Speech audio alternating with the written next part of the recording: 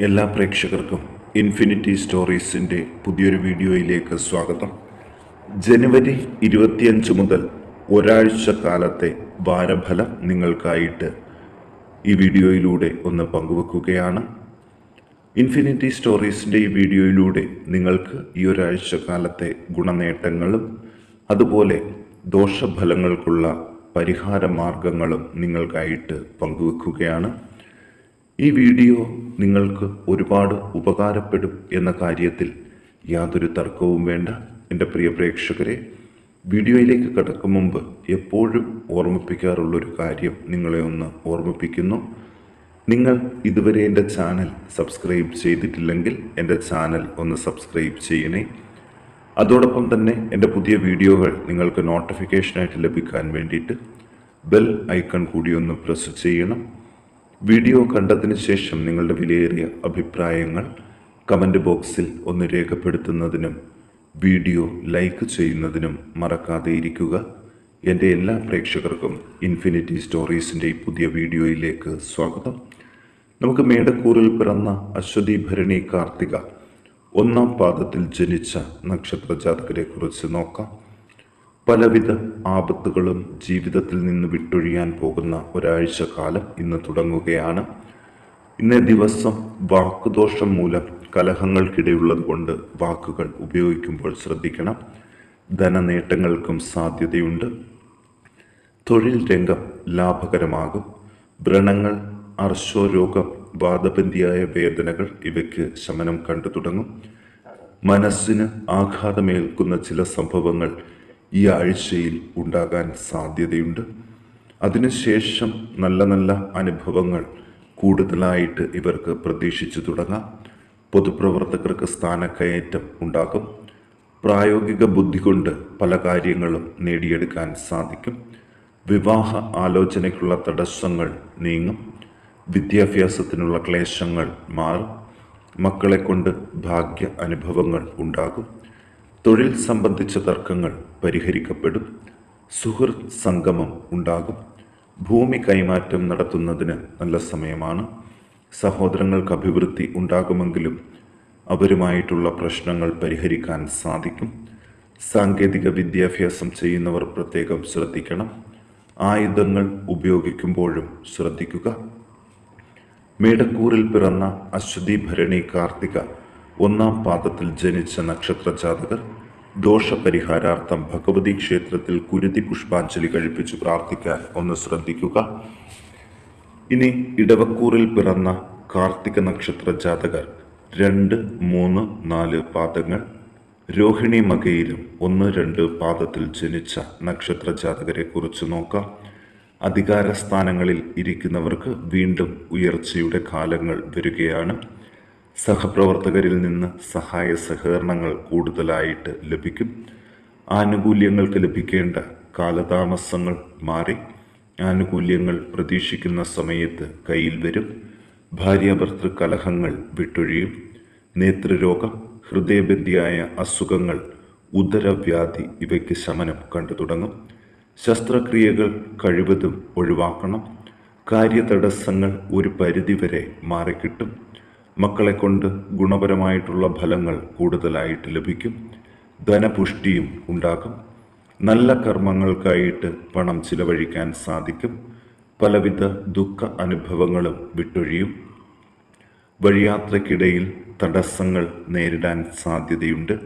ശത്രുക്കളുടെ ഉപദ്രവം കുറഞ്ഞു തുടങ്ങും. തൊഴിൽ രംഗം മെച്ചമായിരിക്കും.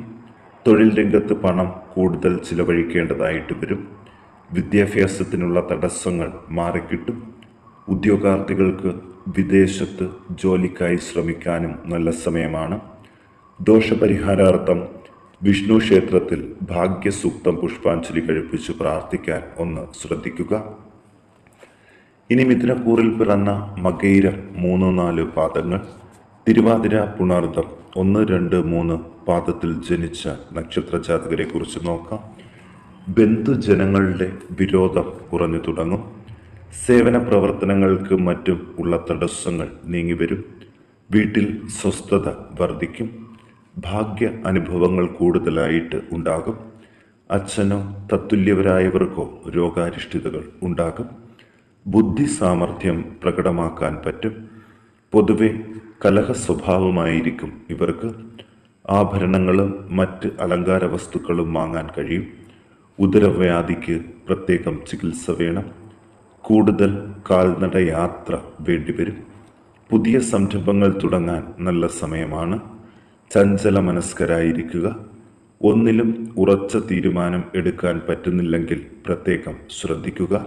മറ്റുള്ളവരുടെ സഹായം തേടുന്നതും ഈ സമയത്ത് അനുകൂലമായിരിക്കും. വാദബന്ധിയായ വേദനകൾക്കും ശമനം കണ്ടു തുടങ്ങും. കമിതാക്കളുടെ ആഗ്രഹ സാഫല്യത്തിൻ്റെ ദിവസമാണ് മിഥുനക്കൂറുകാർക്ക്. ഇവർ ദോഷപരിഹാരാർത്ഥം ഭഗവതിക്ക് ചെത്തിപ്പൂമാല ചാർത്തി പ്രാർത്ഥിക്കാൻ ഒന്ന് ശ്രദ്ധിക്കുക. ഇനി കർക്കിടകക്കൂറിലെ പുണർദം, 4-ാം പാദം, പൂയം, ആയില്യം നക്ഷത്ര ജാതകരെ കുറിച്ച് നോക്കാം. വീട്ടിൽ സ്വസ്ഥത വർദ്ധിക്കുന്ന ദിവസങ്ങൾക്ക് തുടക്കം കുറിക്കുകയാണ്. പുതിയ ഗൃഹനിർമ്മാണത്തിനായിട്ടും ശ്രമിക്കാം. സഹോദര ബന്ധങ്ങൾ മോശമാകാതെ ശ്രദ്ധിക്കണം. പലവിധ ഭാഗ്യ അനുഭവങ്ങൾക്കും സാധ്യതകൾ കൂടി വരികയാണ്. മക്കളുടെ ആരോഗ്യകാര്യത്തിൽ ആശങ്ക വേണ്ട. കാര്യസാധ്യങ്ങളും ഉണ്ടാകും. പലവിധ ഭാഗ്യ അനുഭവങ്ങൾക്കും സാധ്യതയുണ്ട്. കലഹവാസന കുറഞ്ഞു തുടങ്ങും. ചെയ്യുന്ന പ്രവൃത്തികൾ മുഴുവനാക്കാൻ പറ്റുകയില്ല. വാദബന്ധിയായ അസുഖങ്ങൾ കുറഞ്ഞു തുടങ്ങും. ബന്ധുജനങ്ങളുമായി കൂടിച്ചേരാൻ അവസരം ഉണ്ടാകും. വളരെ കാലമായി അകന്നു കഴിയുന്ന സുഹൃത്തുക്കളുമായിട്ട് ബന്ധപ്പെടാൻ സാധിക്കും. നാൽക്കാലി വളർത്തൽ ലാഭകരമാകും. തൊഴിൽ രംഗത്തു നിന്നുള്ള വരുമാനം മെച്ചപ്പെടും. ദൂരയാത്രകൾ വേണ്ടിവരും. യാത്രകൾ വളരെ സൂക്ഷിച്ചു വേണം. ദോഷപരിഹാരാർത്ഥം ശിവങ്കൽ മൃത്യുഞ്ജയ മന്ത്രപുഷ്പാഞ്ജലി കഴിപ്പിച്ച് പ്രാർത്ഥിക്കാൻ ഈ നക്ഷത്ര ജാതകർ 3 പേരും പ്രത്യേകം ഒന്ന് ശ്രദ്ധിക്കുക. ഇനി നമുക്ക് ചിങ്ങക്കൂറിൽ പിറന്ന മകം, പൂരം, ഉത്രം 1-ാം പാദത്തിൽ ജനിച്ച നക്ഷത്ര ജാതകരെ കുറിച്ച് നോക്കാം. ധനനേട്ടങ്ങൾ ഒരുപാട് ലഭിക്കുന്നതിന് തുടക്കം കുറിക്കുകയാണ് ഇന്നേ ദിവസം. സഹോദരങ്ങൾക്കും അഭിവൃദ്ധി ഉണ്ടാകും. വീട്ടിലെ കലഹവാസന കുറഞ്ഞു തുടങ്ങും. മനസ്വസ്ഥത കൂടുതലായിട്ട് ലഭിക്കും. ദാമ്പത്യ ബന്ധത്തിലെ സ്വരച്ചേർച്ച മാറ്റാനായിട്ട് ഒന്ന് പ്രത്യേകം ശ്രദ്ധിക്കുക.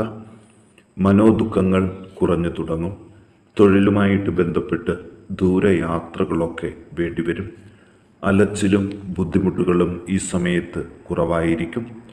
എല്ലാ കാര്യങ്ങളും പ്രതീക്ഷിക്കുന്നത് പോലെ, അതായത് യാത്രയുടെ ഉദ്ദേശ ലക്ഷ്യം എന്തോ അത് അതുപോലെ തന്നെ നടന്നു കിട്ടും. അപ്രതീക്ഷിതമായ ചില കാര്യസാധ്യങ്ങളും ഈ ദിവസങ്ങളിൽ ഉണ്ടാകും. ബന്ധുക്കൾ അകന്നു പോകുന്നതിൻ്റെ വിഷമം കഠിനമാകാൻ സാധ്യതകൾ കൂടുന്നു.